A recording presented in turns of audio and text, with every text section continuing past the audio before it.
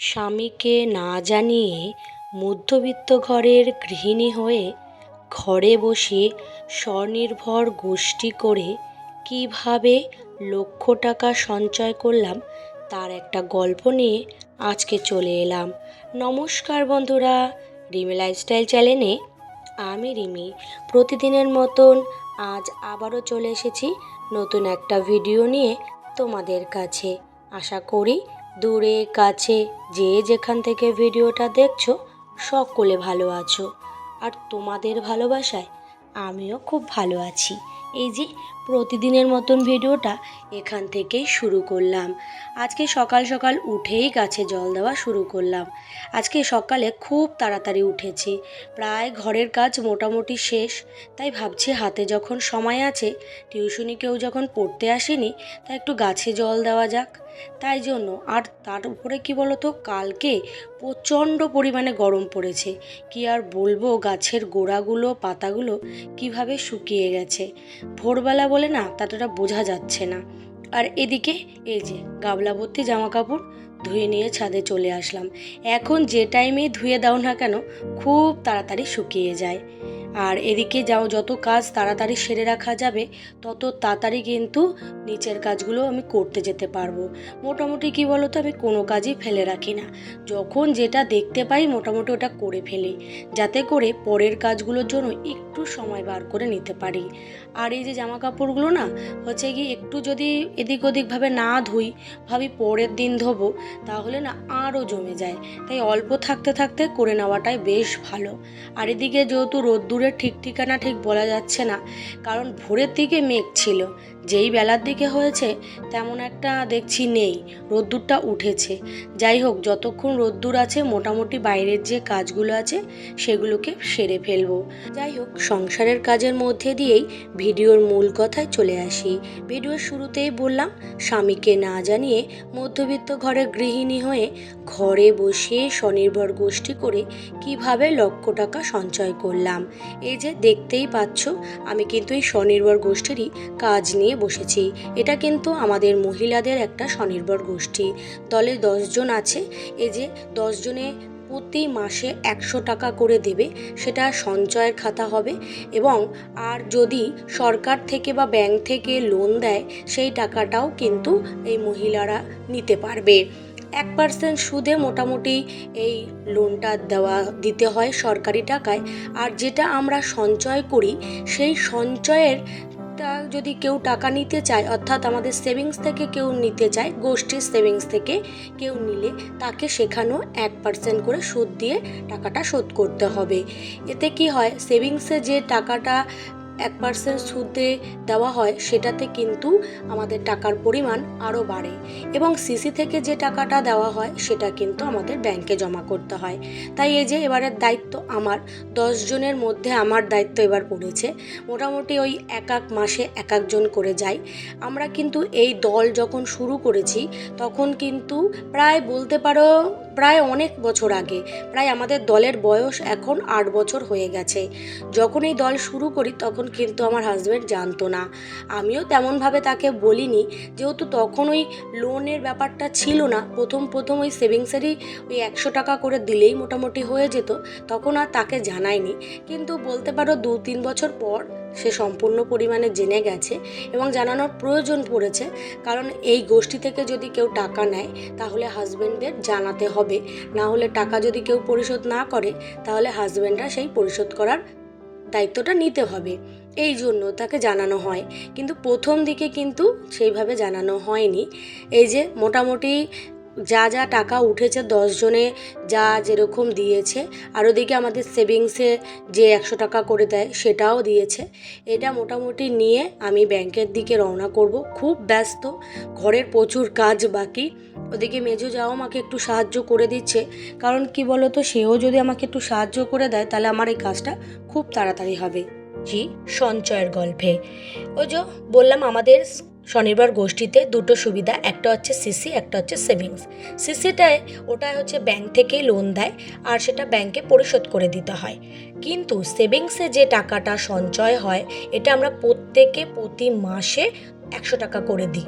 অর্থাৎ পুরো 12 মাসে এক একজনে 1200 টাকা করে দিই। অর্থাৎ এই যে 1200 টাকা করে হলে তাহলে প্রতিজনে 10 জনের হিসেব করো কত হয়, 12,000 টাকা এক বছরে। এবার এই 12,000 টাকা কেউ না কেউ লোন নিতে থাকে। এই যে লোন নেবার ফলে এই 1% করে এই টাকার কিন্তু সুদ আসে। সেই টাকা সুদে আসলে সঞ্চয় হতে হতে প্রায় বলতে পারো 1000-এর কাছাকাছি পৌঁছে গেছে। এক একজনে প্রায় 1000-এর উপরে, মানে 10-12 হাজার টাকার কাছাকাছি পাওয়ার টাকা সঞ্চয় হয়ে গেছে। এবার এই টাকাটাই যদি দীর্ঘ অনেক বছর ধরে খাটতে থাকে তাহলে কিন্তু এক একজনের প্রায় 1,00,000 টাকার কাছাকাছি পৌঁছে যাবে।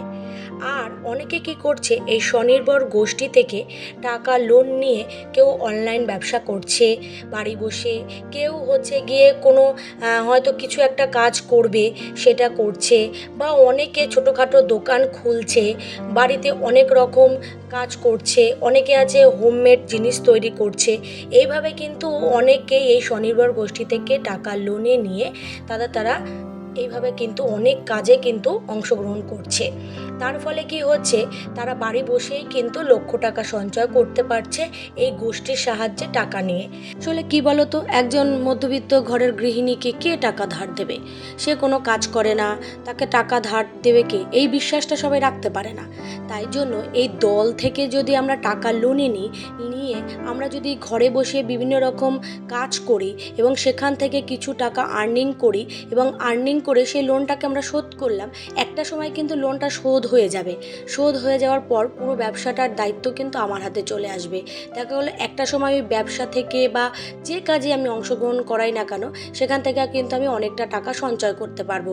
হ্যাঁ, প্রথম হয়তো 1,00,000 টাকা সঞ্চয় করতে পারবো না, 1,000 তো হবে, ওই 1,000-ই কিন্তু একটা সময় গিয়ে 1,00,000 টাকায় দাঁড়াবে। এইটুকুনি বিশ্বাস এই টাকা রাখতে পারি এই গোষ্ঠীটা থাকার জন্য। সত্যি এই গোষ্ঠীটা থাকলে এই গোষ্ঠীর থেকে টাকা নিয়ে অনেক মেয়ে ছেলেরা অনেক রকম ব্যবসা করছে। কেউ হাঁসের ফার্ম খুলেছে, কেউ অনলাইন বিজনেস করেছে, কেউ কি বলবো আমি অনেকে অনেক কাজ করছে। কেউ হয়তো ঘরটা সেরকমভাবে উন্নত করতে পারেনি, সে হয়তো ওই ঘরটাকে একটু উন্নত করছে। স্বামীর হয়তো হাতে টাকা এখন নেই, ওই লোন নিয়ে এখন চালাচ্ছে, পরে যখন হাতে টাকা আসছে লোনটা পরিশোধ করে দিতে পারছে। এই যে মেয়ে ছেলেরা যে বিপদের সময় যে পাশে দাঁড়াচ্ছে, এটাই কিন্তু অনেকটা বড় ব্যাপার। এটা কিন্তু আমরা সত্যি কথা বলে স্বনির্ভর গোষ্ঠী থেকে টাকা নিতে পারি বলে আমাদের সুবিধা হয়। আর এই কাজগুলো সত্যি কথা বলতে আমাদের আরেকটু এগিয়ে যেতে সাহায্য করে। আজকে আমি হয়তো এই যে স্বনির্ভর গোষ্ঠী থাকে তখন আমি চেষ্টা করলে টাকা ধার নিয়ে নিলাম, যেমন আমি কিন্তু জমি কেনার সময় আমার 80,000 টাকা কম পড়ে। কেউ কিন্তু আমাকে তেমনভাবে কেউ ধার দিতে চাইছে না।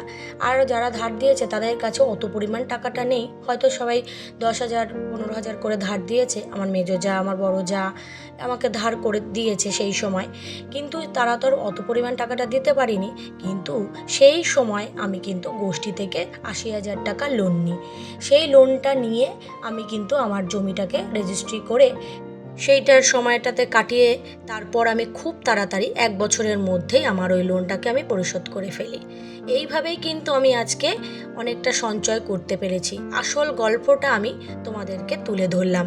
প্রথম দিকে কিন্তু সেইভাবে বললাম না, স্বামীদেরকে না জানিয়েই কিন্তু সাহস করেই এই গোষ্ঠীতে যোগদান করেছি।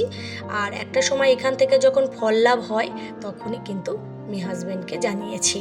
এইভাবেই কিন্তু আমার সফলতার গল্প আমি তোমাদের সাথে শেয়ার করলাম। আর এদিকে নববর্ষের দিন আমি আমার খেলার মাঠে গিয়েছিলাম ছেলের। সেই খেলার মাঠে এক মন্ত্রী এসেছেন, ইনি হচ্ছেন ক্রীড়ামন্ত্রী বর্তমানের। তাই উনিও খেলা নিয়ে কিছু সম্পর্কিত বলছে, কিন্তু বেশি সময় দাঁড়াতে পারিনি, কারণ এখন ইলেকশনের টাইম, কারণ তাদের রাজনীতি নিয়ে বিশাল ব্যস্ত। তাই জন্যই অল্প সময় কিছুক্ষণ ছিল, তারপরে আমাদের সকলের অনুষ্ঠান শেষ করে বাড়ি এসেছি। আমরা 3 জনে গেছিলাম, তাই 3 জনের 3টে প্যাকেট দিয়েছে। দেখো কত খাবার দিয়েছে। তাই আমার প্যাকেটটা একটু বড় আর ওদের প্যাকেট দুটো ছোট, কিন্তু সব জিনিসই একই, যেটা বড়তেও যা আছে ছোট প্যাকেটেও তাই আছে। প্রথমে ভাবছিলাম হয়তো বড় প্যাকেটে বেশি কিছু থাকবে, কিন্তু তাই নয়। এখানে একটা করে মিষ্টিও দিয়েছিল, সেটা খাওয়া হয়ে গেছে, আর মোটামুটি এগুলো রয়েছে। এই যে দেখো কত খাবার দিয়েছে, বেশ ভালো লাগছে। 3 জনে পেয়েছি, দেখো 3টে করে পেয়েছি, বেশ বেশ ভালো লাগছে। যাই হোক, কথা বলতে বলতে ভিডিওর অন্তিম পর্যায়ে চলে এসেছি। নতুন বন্ধু যারা আজকের এই ভিডিওটা দেখছো, ভিডিওর কোনো কথা কোনো অংশ যদি ভালো লাগে সাবস্ক্রাইব করে পাশে থেকো। আর পুরনো বন্ধুদের জন্য রইলো আমার তরফ থেকে অনেক অনেক ভালোবাসা। তোমরা যেভাবে আমাকে ভালোবাসা দিয়ে যাচ্ছ ঠিক সেভাবে ভালোবাসা দিয়ে যাও। আজকের মতন টাটা, সকলে ভালো থেকো, সুস্থ থেকো, সাবধানে থেকো।